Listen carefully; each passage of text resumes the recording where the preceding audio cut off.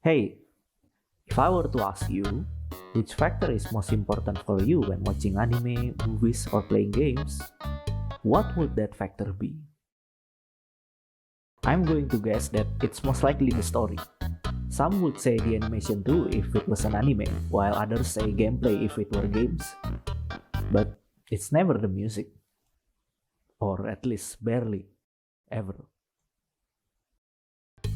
Now, if I were to ask again, do you like the music in anime? I'm going to guess again that you'd say, yes, I love Gurenge by Lisa. While I agree that Gurenge is a great song, what I meant is the background music. Tracks that play when Jotaro pummels Steely Dan, songs that play when Geralt fight monsters. One that people know it's there, just not as the main factor of their enjoyment. And even worse, sometimes were taken for granted.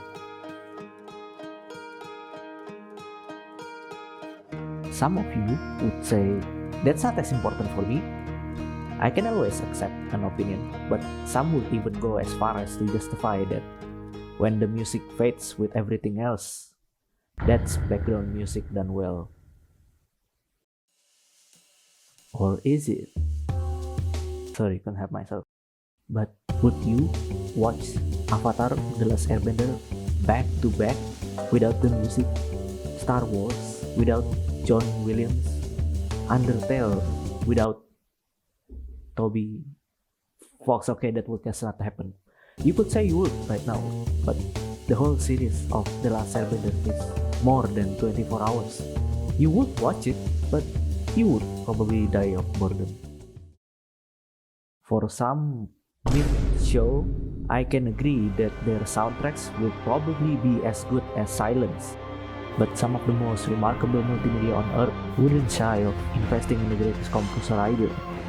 Like shows I have mentioned, The Last Airbender, Star Wars, JoJo, and many more that I can be sure if it's in your top 10 list, it would have a phenomenal background. I am no music theorist, but even so, listening to people talk about how and why a background music sounded the way they are, I realized that it's not just so that they sound catchy, it's not just there to fill the emptiness. If it were, then they could have just used free copyright music to drive away from the hassle and be economically efficient. Maybe I'm not a lawyer. There is a reason why each of them sounded the way they are. A reason why they are crafted exclusively with the main medium in mind. And for those of you who are saying background music done well is one that fades away, here is my counter argument.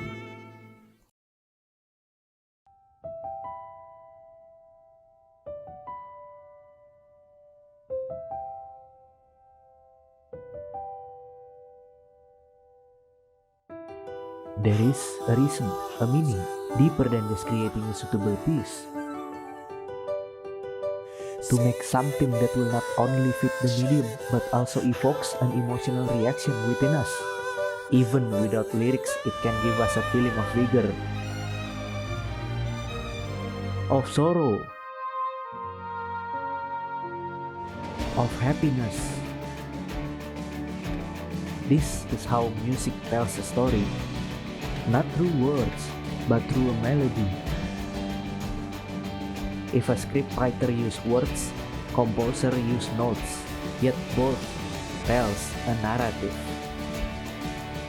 This is why if I, or maybe you, tell someone to close their eyes and listen to this,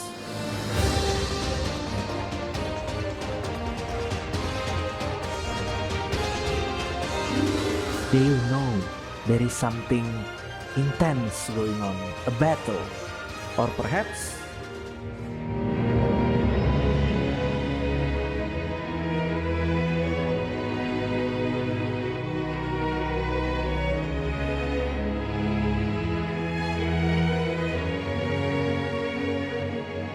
it sound like there's a loss in your heart.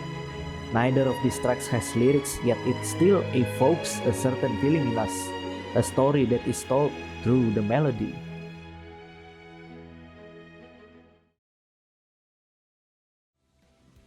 Good background music would be able to carry itself without the media it's supporting. It would be able to tell what's happening in the scene without the audience seeing or being told the story. One that if the two were put together, you have a second storyteller. And because of this, when they all were put together, this is what we get.